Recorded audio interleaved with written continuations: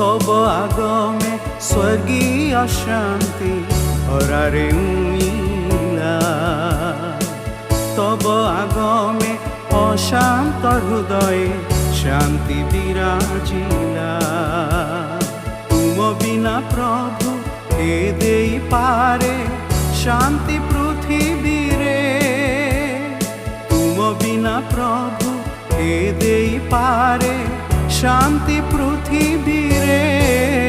हे शांति राजन हेउ तुम बंधन। आसिल तुमे शांति होई धरारे। हेउ प्रभु हे तुम जय सर्वत्र रे। प्रिय श्रोता बंधु, प्रभु यीशु ख्रीष्ट महत् नाम रे आपनको शुभेच्छा। पवित्र बाइबल माथ्यू लिखित सुसमाचार 11 अध्याय 28 पदरे आमे एपरि पाठ करू। हे परिश्रांत और भारग्रस्त लोक समस्ते मो निकटକୁ आस, ମୁଁ ତୁମ୍ଭମାନଙ୍କୁ विश्राम देवी।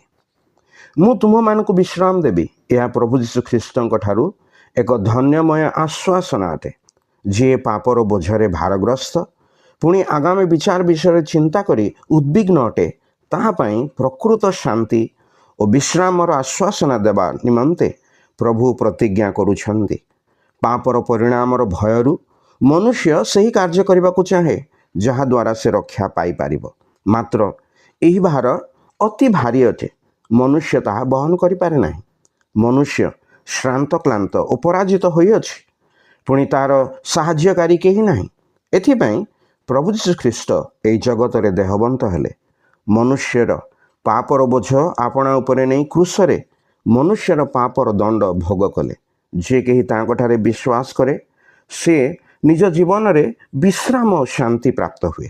एई शांतिर मूलदुआ ईश्वरंकर अनुग्रह अटे, जहाँ प्रभु यीशु ख्रीष्टଙ୍କ ठारे प्रकाशित होई अछि। आपण मध्य जेपरि ए अनुग्रह प्राप्त हेबे, पुणी निज जीवन रे विश्राम और शांति प्राप्त हेबे, ईश्वरଙ୍କ निकटरे आपणଙ୍କ ପାଇଁ ଆମର ଏଇ प्रार्थना।